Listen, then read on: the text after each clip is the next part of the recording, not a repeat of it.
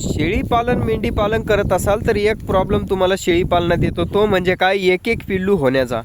तर याच्या मागचं कारण काय आणि याच्यावर उपाय काय करू शकता तुम्हाला सांगतो मी. माझ्याकडे मागच्या वर्षी व्यताला 7 शेळ्यांनी 3-3 पिल्लं दिले होते. याच्या मागचं कारण काय आणि तुम्ही काय उपाय त्याच्यावर करू शकता. तर बघा, सगळ्यात पहिलं नियोजन ते म्हणजे काय, तर वंशावळ.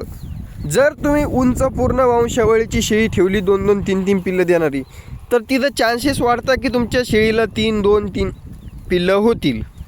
त्याच्यानंतर दुसरा मुद्दा, 2 वेतामधला गॅप. म्हणजे काय, एकदा शेळीने पिल्लं दिले की लगेच तिला भरवायचं नाही.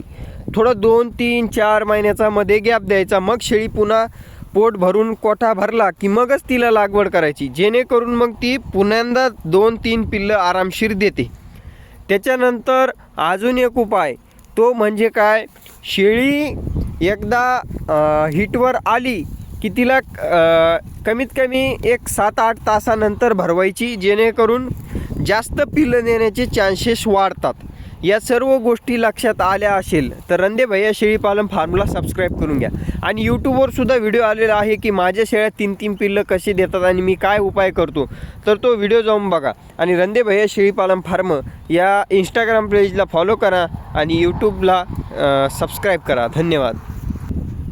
एक गोष्ट नेहमी ध्यानात ठेवा, वंशावळ, 2 वेतातला गॅप, लागवड आणि सगळं तुमचं खाद्य नियोजन, खिलाई पिलाई व्यवस्थित असेल तर शेळी 2-2, 3-3 पिल्लं पोटात पोचते, नाहीतर काहीही उपयोग नाही. धन्यवाद.